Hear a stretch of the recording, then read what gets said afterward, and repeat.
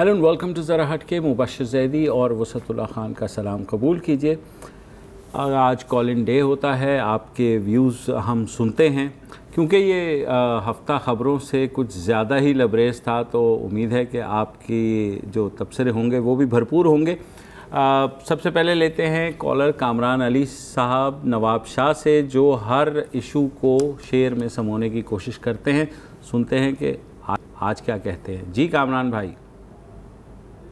ऊपर से खोपड़ी तो है खाली जनाब की, कुर्सी ही लाज रखती है आली जनाब की, और खुलता है एक फूंक से ताला जनाब का, बजती है एक हाथ से ताली जनाब की। हर अंजुमन में लाल भुजक्कड़ बिठाए हैं, हर अंजुमन है देखने वाली जनाब की। वाह वाह। तो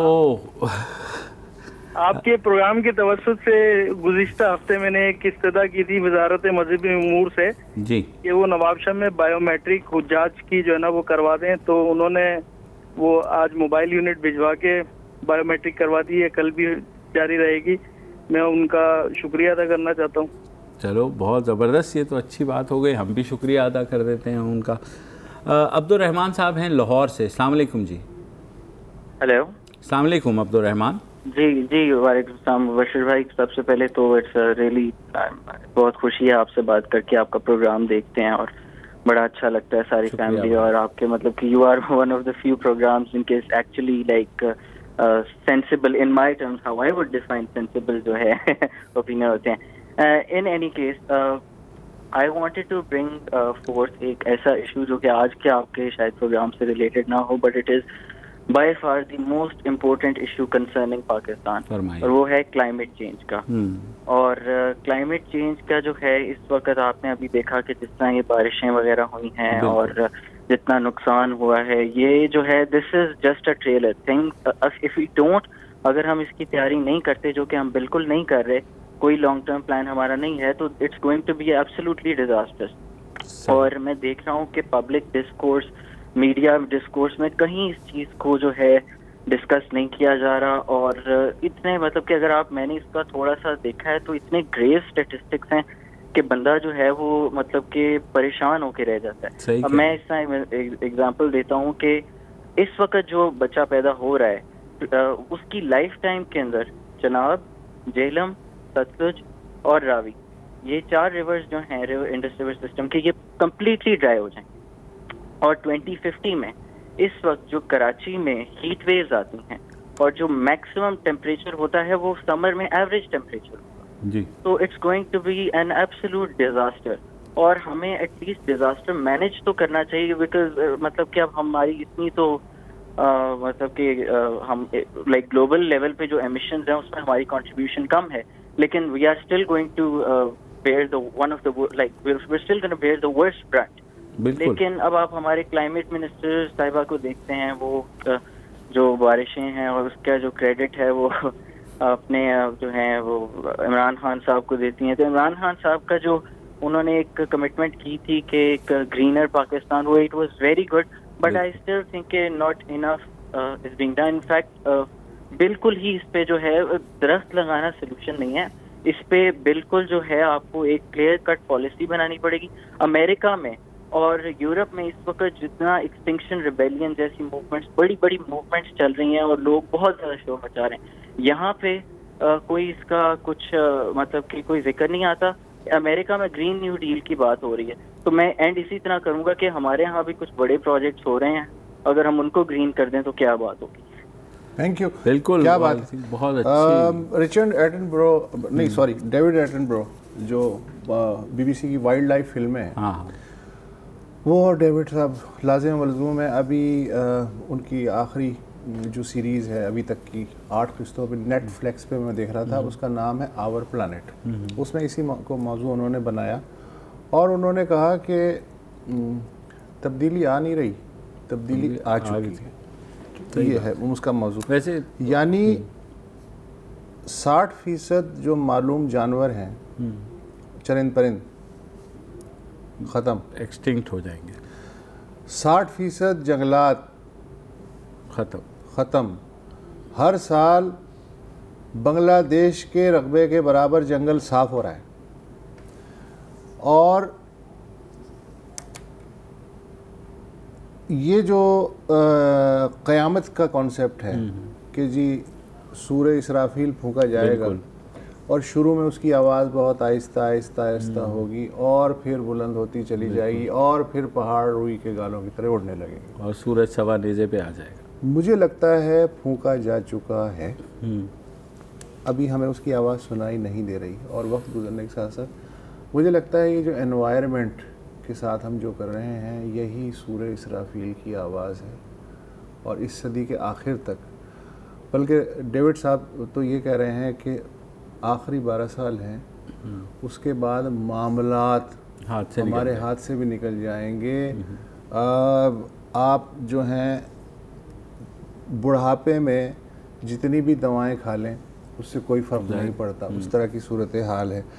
और पाकिस्तान को ग्रीन होना चाहिए, सब होना चाहिए, बहुत अच्छी बात है, लेकिन अगर आप कुर्रा अर्ज़ को एक रिहायशी कॉलोनी तस्वुर करते हैं तो पाकिस्तान उसका एक प्लॉट है, बिल्कुल उस पे उस कॉलोनी में सैकड़ों प्लॉट है। उन सैकड़ों प्लॉटों में क्या हो रहा है, जब तक वहाँ भी यही काम नहीं होगा एक यकजाई के साथ, एक आध प्लॉट में काम से अब उस कहानी उससे आगे बढ़ चुकी है। जॉन साहब का एक शेर है कि आप एक और नींद ले लीजिए, काफिला कूच कर गया कब का। बिल्कुल, लेट्स होप कि कोई अभी भी जाग जाए। राबिया असफर साहिबा हैं जी, कराची से। अस्सलाम वालेकुम। अस्सलाम वालेकुम जी, बहुत शुक्रिया जी राबिया साहब।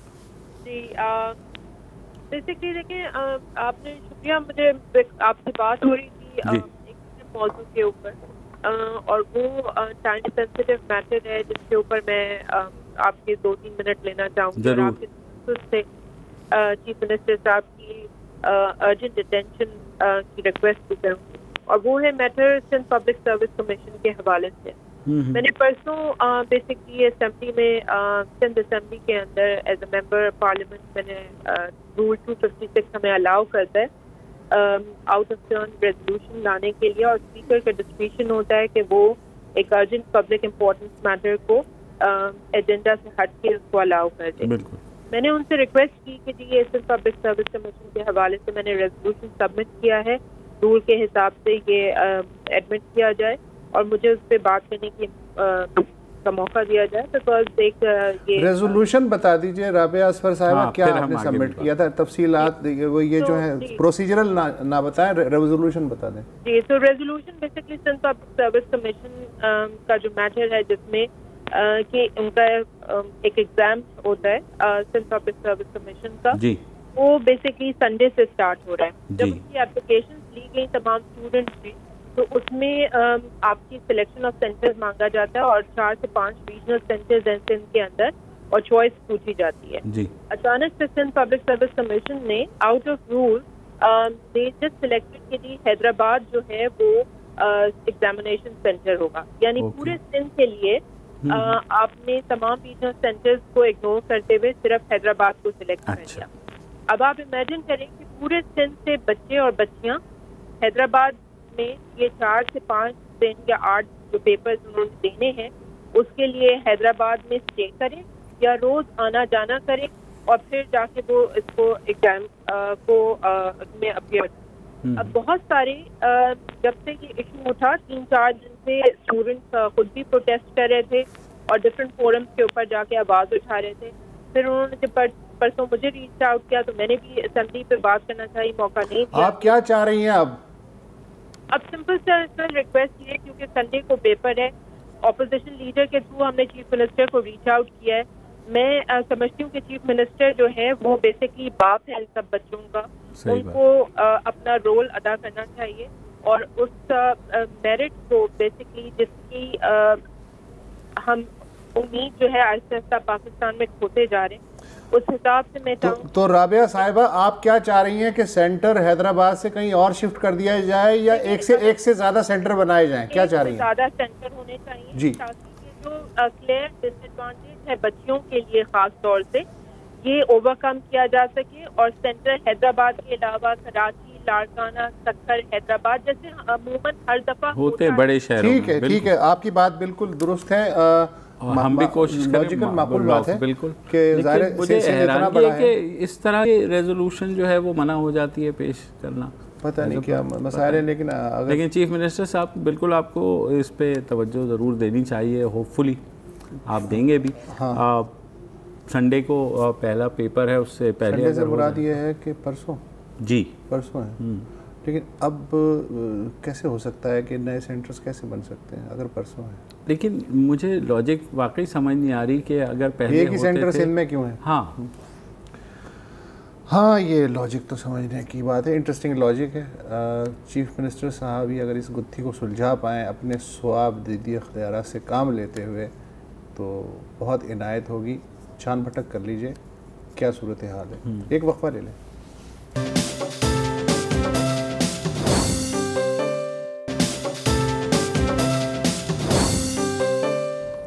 Welcome back. कॉलर्स डे है, कोयटा से हैं गुलमीना खान। जनाब वालेकुम अस्सलाम। सबसे पहले तो मैं जो कोयटा का दहशतगर्दी का वाक़या हुआ है हज़ारगंजी का, उसकी मैं शदीद मजम्मत करती हूँ।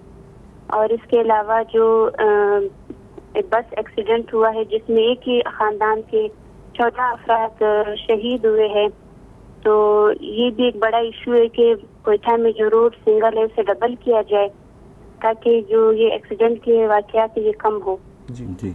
और इसके अलावा जो है मैं खुद एमफिल की स्टूडेंट हूँ, तो HSC का और इमरान खान से ये रिक्वेस्ट है कि हमें जो एमफिल की हमारी फीस अदा की जाती थी, अब हमारा एक पूरा सेमेस्टर कंप्लीट हो गया है और अभी हमें बताया जा रहा है कि आप लोगों को फीस भरनी पड़ेगी। तो हम ना कोई मिनिस्टर के बच्चे हैं, ना कोई ब्रिगेडियर के बच्चे हैं, आम पब्लिक, हम आम आवाम है, तो हमारे पास इतना तो अफोर्ड हम नहीं कर सकते। तो हम इमरान खान की से रिक्वेस्ट करते हैं कि वो जो है ये फीस हमारी अदा करे, किसी से रिक्वेस्ट करते हैं। और इसके अलावा जो है गुलबीना, ये एमफिल की फीस कितनी है? आई थिंक 2,30,000 बता रहे थे ये लोग आज हमारी। साल की या एक साल की? जी, 1 साल की आई थिंक। हाँ, और 4 लाख तकरीबन बनते हैं 2 साल। 2 साल की। और आप कह रही हैं कि इससे पहले ये फीस नहीं ली जाती थी?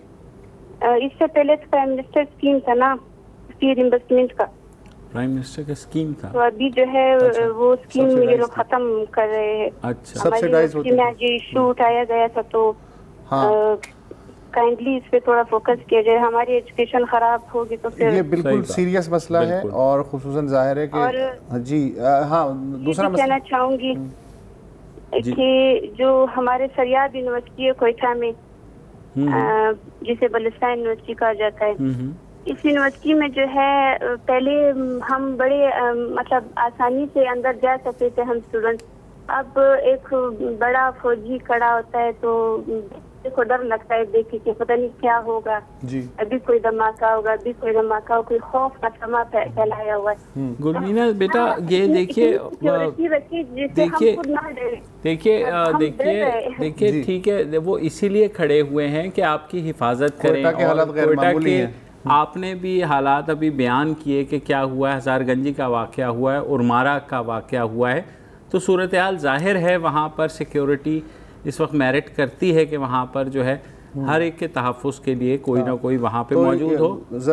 अगर वो बावर्दी हैं, गार्ड हैं, मुहाफ़िज़ हैं, तो उनसे ज़ाहिर है स्टूडेंट्स को डरने की ज़रूरत नहीं है। जहाँ तक फ़ीस का ताल्लुक़ है तो बलूचिस्तान से ही मुझे तो बड़ी खुशी होती है कि जब कोई एमफिल का तालिब इल्म या PhD की तालिबा, इस तरह के लोग, इसका मतलब वहाँ लोग प्यासे हैं, पढ़ना चाह रहे हैं, और ज़ाहिर है कि माशी हालात उस तरह से तो नहीं होते हैं।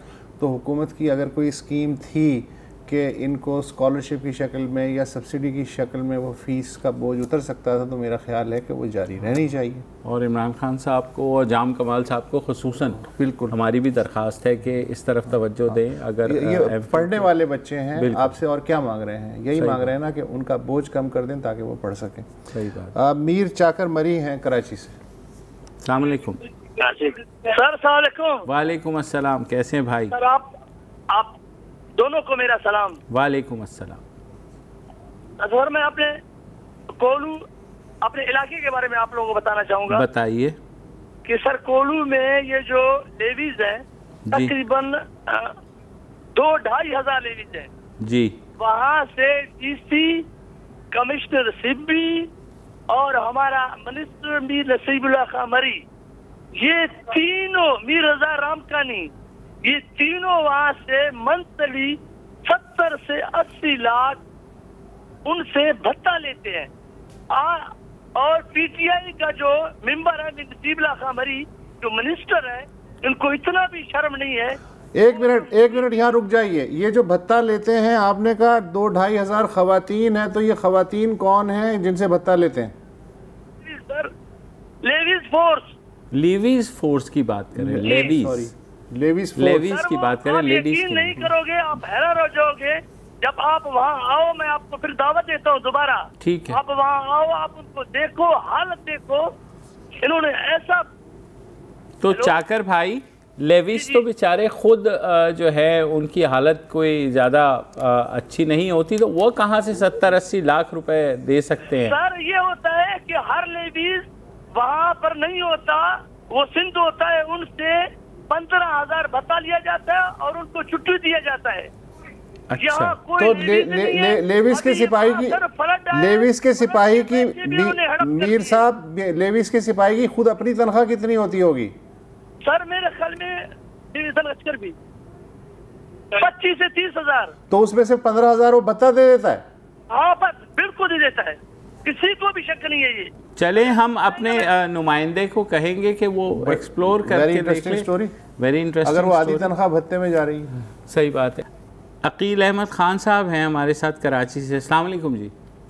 अस्सलाम वसदुल्ला भाई, अस्सलाम वालेकुम। वालेकुम सलाम जी। मैं अर्ज कर रहा हूँ, कल जमील जालवी साहब का इंतकाल हुआ है। जी जी जी।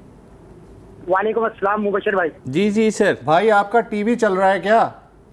नहीं, मैं टीवी तो चल रहा है। जी जी। हाँ, तो टीवी चल रहा है तो फिर तो आप हमसे बात नहीं कर सकते, या तो आप टीवी देख लीजिए या बात कर लीजिए। मैं बंद कर देता हूँ। जी जी बिल्कुल, आप फरमाइए। अच्छा, मैं वो कल जमील जालवी साहब का इंतकाल हो गया कल जी। तो उनकी एक नज़म थी वसूले वाली, अगर वसदुल्ला भाई को शायद याद हो, वो 35 साल पहले उन्होंने लिखी थी और 35 साल पहले के हालात पे तकरीबन वो बिल्कुल फिट आई। तो आप सुना दीजिए। अगर आपको याद है मैं सुना दूं, अगर कहें तो मैं सुनाइए प्लीज। अच्छा, कितनी तवील है भाई? थोड़ी सी है, थोड़ी सी मैं शॉर्ट करके बताता हूँ। जी जी सुनाइए, क्योंकि इसमें थोड़ा पहले ये उसकी वजाहत कर दूं कि उसमें हर चीज अनोनी है। जी जी हर चीज निराली है। अच्छा सुनाइए। तो वो हालात में, आज के हालात में भी चश्मा हो रही है और 35 साल पहले। भाई सुनाइए। जी जी। एक था वसूला, एक था वसूला, एक थी रानी, एक थी कहानी, उसकी बहन थी रानी, जिसका भाई था वसूला। वसूले ने बसाए 3 गांव, 2 बसे, 1 बसा नहीं। जो बसा नहीं उसमें उतरे 3 मुसाफिर, 2 के हाथ में ही एक का हाथ में ही 2 लंगड़े लूढ़े, जिसके हाथ में ही उसने बनाई 3 हंडियां, 2 टूटी फूटी, 1 का तला नहीं, जिसका तला नहीं उसने पकाए 3 चावल, 2 गले 1 गला नहीं, जो गला नहीं उस पे उतरे 3 मेहमान, 2 ने खाया 1 ने खाया नहीं, जिसने खाया नहीं उसके लगे 2 थप्पड़, जिसने नहीं खाया उसके लगे 2 थप्पड़, 1 लगा 2 लगे 1 लगा नहीं। तो आजकल जो हालात चल रहे हैं वो तकरीबन इसकी अब जरा तशरीह आप कर दीजिए, मैं जरा जल्दी की वजह से समझ गए अकील भाई। मतलब ये तो खुद आपने जो कुछ कहा है, व्यूअर्स मेरे ख्याल में हमसे ज़्यादा अक्लमंद हैं। हाँ, वो खुद समझ गए होंगे कि आप क्या कहना चाह रहे हैं। ऐसा लग रहा है कि कल परसों की नज़म लिखी गई है। बिल्कुल सही बात, लगता है कल ही लिखी गई। एक वक्फा ले लें।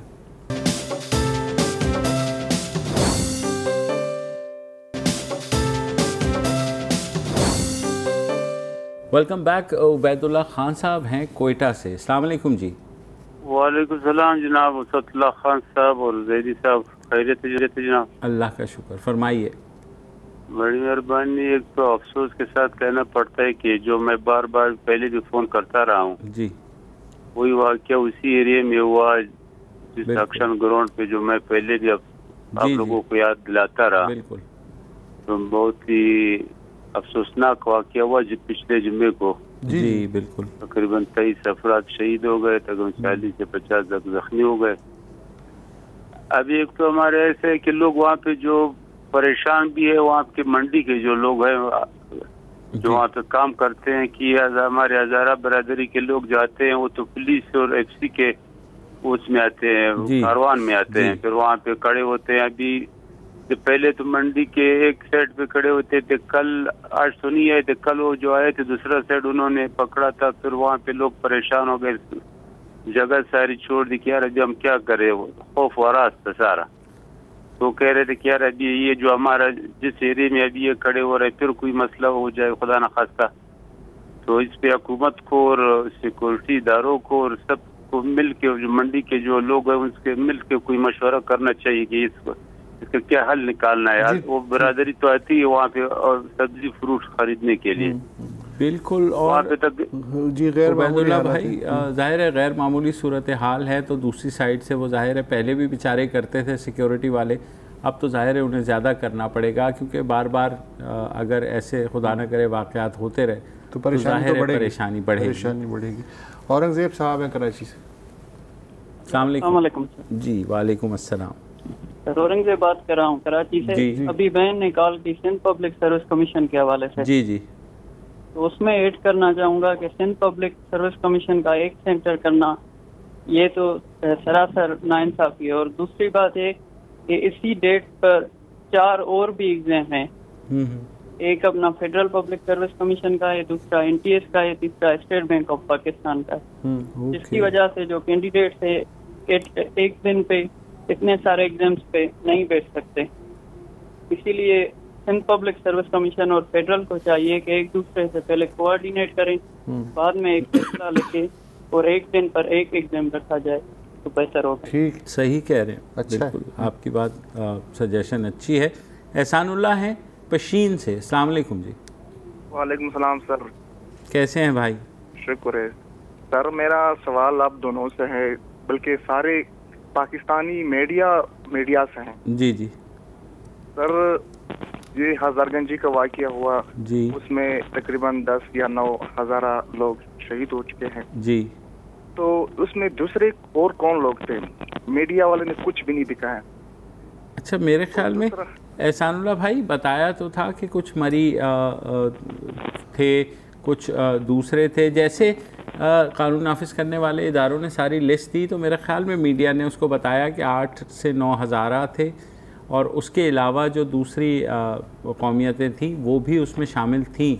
तो अगर आपके पास मज़ीद इन्फॉर्मेशन 20 कैजुअल्टीज थे, और बाकी जो है वहाँ के मकामी लेबर प्लस FC के जवान जो हैं वो अब पता नहीं कि एक थे, दो जी, एक थे, और बाकी जो हैं वहीं के लोग थे। ज़ाहिर है कि वो जो मजदूर हैं और कबायली उनकी डिटेल बताई गई है, लेकिन चूँकि हज़ारा पिछले 15-16 साल से फोकस्ड किलिंग फील्ड के विक्टिम्स हैं, तो लामहला मीडिया की तवज्जो उनकी तरफ जाएगी। और दूसरी बात यह है कि अगर हज़ारा वहाँ ना आते उस सुबह तो पता नहीं टारगेट होती वो मंडी या नहीं होती। तो उस अंदाज में जो है चीज़ों को लेना चाहिए, लेकिन बाकियों की तफसील भी दी गई।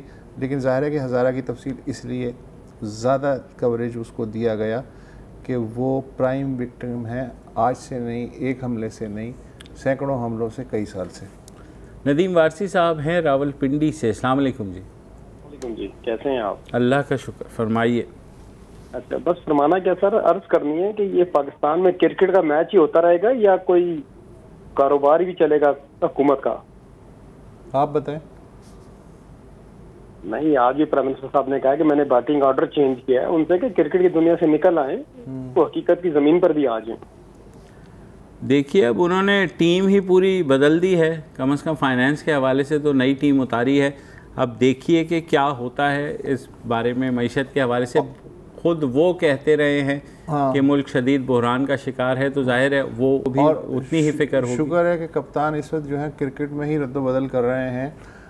ऐसा वक्त भी आ सकता है कि क्रिकेट के मैदान में हॉकी का मैच शुरू हो जाए, तब क्या होगा? हाँ, एक वक्फा ले लें।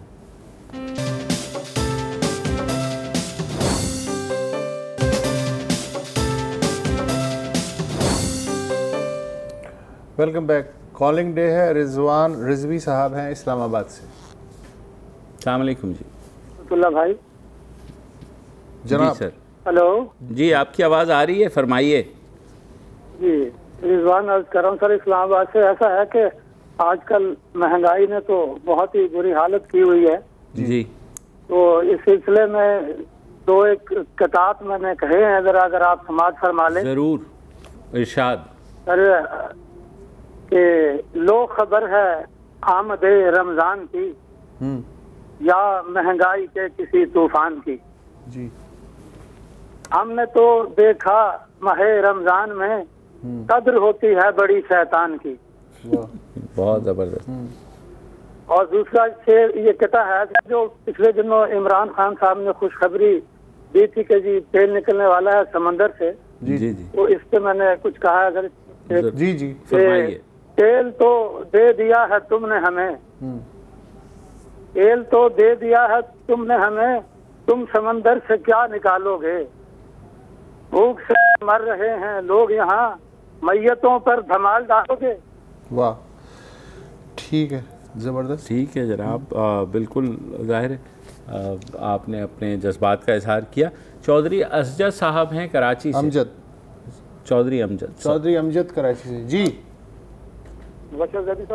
वालेकुम अस्सलाम भाई। ये बात करनी थी आपसे कि ये आए दिन बलूचिस्तान में ये दहशतगर्दी हो रही है जी, तो गुजारिश ये थी कि ईरान का बॉर्डर कब सील किया जाएगा। यहाँ भी छोटी फोर्सेस को बॉर्डर सील करना चाहिए और यहाँ भी ज़रबे अज़म शुरू करनी चाहिए। बलूचिस्तान में भी आए दिन दिल्ली कभी ज़्यादा बरादरी की टारगेट किलिंग होती है, कभी किसी की टारगेट किलिंग हो रही है।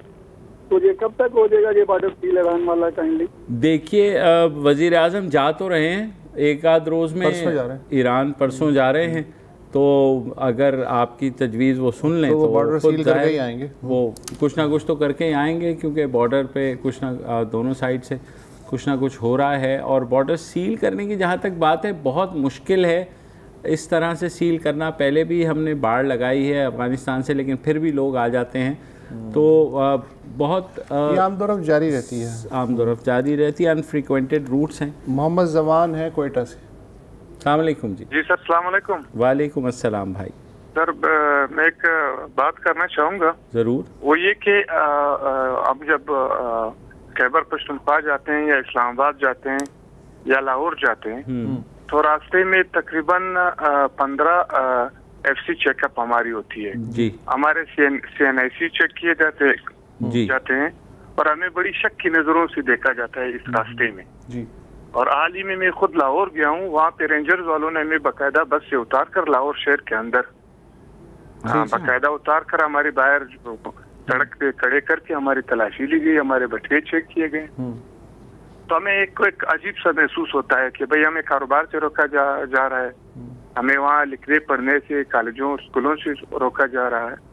और दूसरी बात ये कि जो कोयटा शहर में इस टाइम जो सिलसिला शुरू है 15-20 साल से जी, हमें दिखाई इस तरह दे रहे कि बॉर्डर से तो कोई किसी बम लाने वाले को तो नहीं पकड़ता।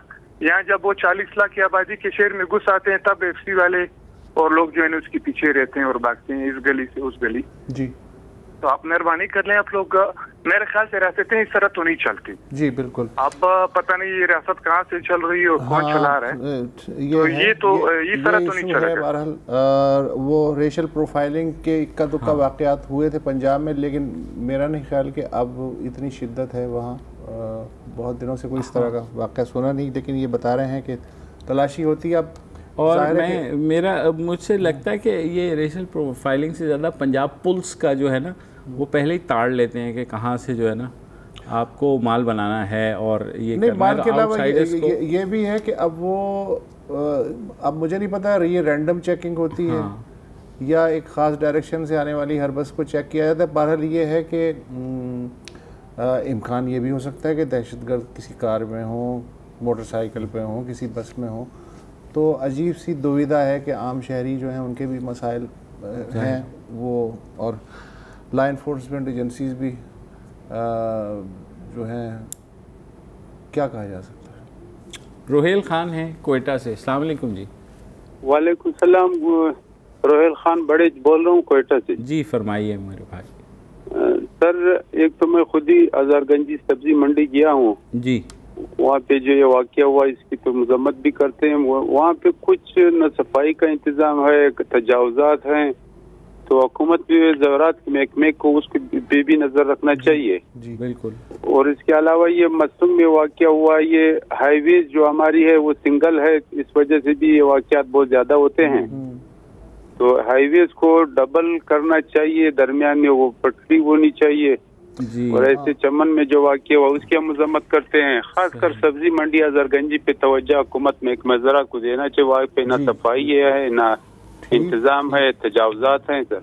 Thank you. सही बात है, बिल्कुल प्रॉब्लम्स हैं। और हाईवेज़ का मेरे ख्याल में आई होप के सीपैक के जैसे जैसेगा बलूचिस्तान में कम से कम जो है वो सड़क दो रोया हो जाए। हाँ, लेकिन सिंगल सड़क पे पहले नहीं वाक़यात होते थे, अभी से सिंगल सड़क पे वाक़यात हो रहे हैं, डबल रोडों पे भी वाक़यात होते हैं। तो इसका ताल्लुक सिंगल और डबल सड़क होने के सिंगल से सर ऐसा है कि क्योंकि बस वाले और वैन वाले ज़रा रैश ड्राइविंग करते हैं, तो वहाँ पे बिल्कुल आमने सामने होते हैं ना। दो रोया में तो यह है कि वो अपनी लेन में जा रहे हैं।